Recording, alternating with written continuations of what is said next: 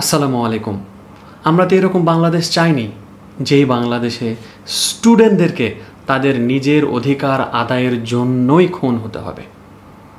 আমরা সেই রকম বাংলাদেশ চেয়েছিলাম যেই বাংলাদেশে স্টুডেন্ট সহ সকল শ্রেণীর মানুষ যারা রয়েছে সকল শ্রেণীর মানুষদেরকে সুন্দরভাবে তাদের ন্যায্য যে অধিকার আছে সেই অধিকার বণ্টন করে দেওয়া হবে। আপনি খেয়াল করে দেখেছেন যে কত মায়ের বুক খালি হয়ে গেছে এই আন্দোলনে যাওয়ার জন্য, এবং এখন পর্যন্ত কত রণক্ষেত্র তৈরি হয়েছে এই আন্দোলনকে ঘিরে। এটা কিন্তু সঠিক আন্দোলন। আমি অবশ্যই স্টুডেন্টদের দিকে রয়েছি, যে স্টুডেন্টরা তাদের সঠিক অধিকার আদায় করার জন্য মাঠে নেমেছে। তা আমি বলবো যে এই অধিকারকে সুন্দরভাবে তাদের মাঝে বণ্টন করে দেওয়া হোক, সুন্দরভাবে তাদেরকে বুঝিয়ে দেওয়া হোক। অন্যথায় বাংলাদেশে অনেক মায়ের কোল খালি হয়ে যাচ্ছে। আরেকটু ছোট্ট করে কিছু কথা না বললেই নয়। আমি আসলে অত বড় মানুষ নই যে সবার কাছে আমি আমার ভিডিওটি পৌঁছাতে পারবো। তো যাই হোক, এই বাংলাদেশে বন্যার সময় যতজন বা যত সেলিব্রিটিরা এসেছিল, এখন কিন্তু সেই সেলিব্রিটিগুলোকে আমরা দেখতে পাচ্ছি না।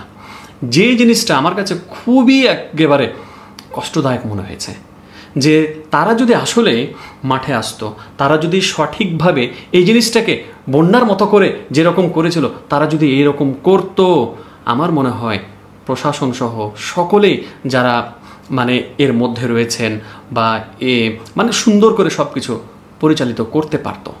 আর আমি একজনের নাম না নিয়ে পারছি না, যাকে আমরা অবশ্যই আমিও নিজে আইডল মানি, সেটা হচ্ছে যে কি আমাদের আইমান সাদিক স্যার।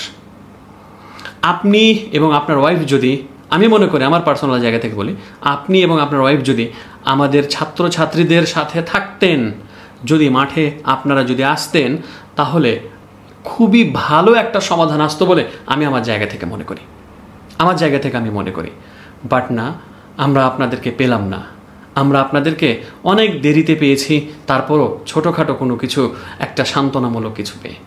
বাট আপনারা যতটুকু আসলে আমাদের জন্য করার দরকার, সেটা কিন্তু আপনারা আমাদের জন্য করলেন না।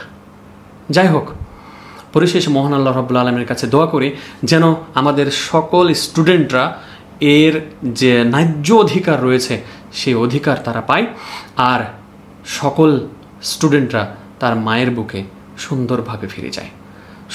সকল স্টুডেন্টের পক্ষ থেকে আমি মোহাম্মদ দেলোয়ার হোসেন, আর আপনারা অবশ্যই অবগত আছেন যে আমি অবশ্যই ক্ষুদ্র একজন শিক্ষক হিসেবেই আমি এতটুকুই আপনাদের সামনে উপহার দিতে পারলাম।